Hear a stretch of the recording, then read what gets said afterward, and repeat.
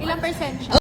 Narito ang mga behind-the-scene commercial shoot ni na Andrea Brillantes at iba pa niyang mga kasamahan ng mga TikTok star para sa kanilang TikTok shop na kanilang pinopromote.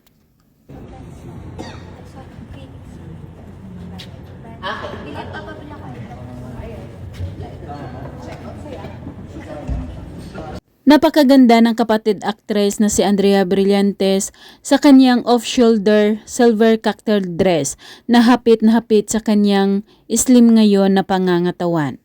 Check out saya sa TikTok shop. Ilang percent siya? Okay, this is a take, people. Enjoy. Very. Nagmukhang Barbie doll si Andrea Brillantes at napakaganda rin ng mga kasuotan ng kanyang mga kasamahan sa naturang commercial shoot habang napapaligiran sila ng mga Christmas decorations. Yeah, ganito yung papanan. Okay, quiet everybody. Live sound. Everyone ready? And ID.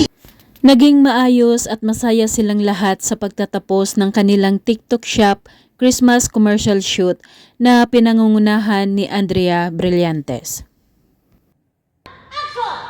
Check out saya sa TikTok shop. Ready?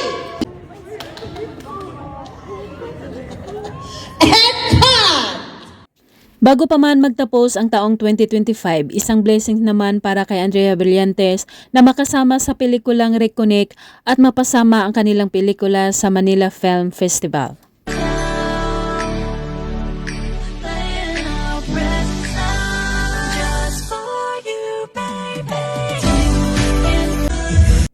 Mga kasama ni Andrea Brillantes sa pelikulang Reconnect sina Gerald Anderson, ang pamilyang Ligaspi na sina Soren, Carmina at ang kambal na anak nila na sina Mabi at Cassie at iba pa.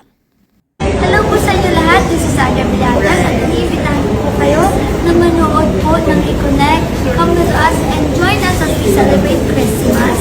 And Sinishare ni Andrea Brillantes kung paano mababawasan ang paggamit ng mga kabataan ngayon ng mga mobile phone at iba pang mga gadget na lalo tutok na tutok sa mga screen.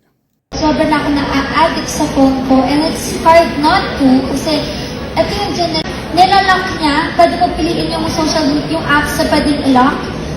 Naging grateful si Andrea Brillantes sa pelikulang Reconnect dahil ayon pa nito, naipakita din niya na marunong din siyang magpapatawa, hindi lang laging umiiyak sa bawat karakter na ginampanan niya. I'm entering my comedic era ngayon. Thank you so much. Ito na po yun. Kilala niyo po talaga ako na lagi ako pinapaiyak sa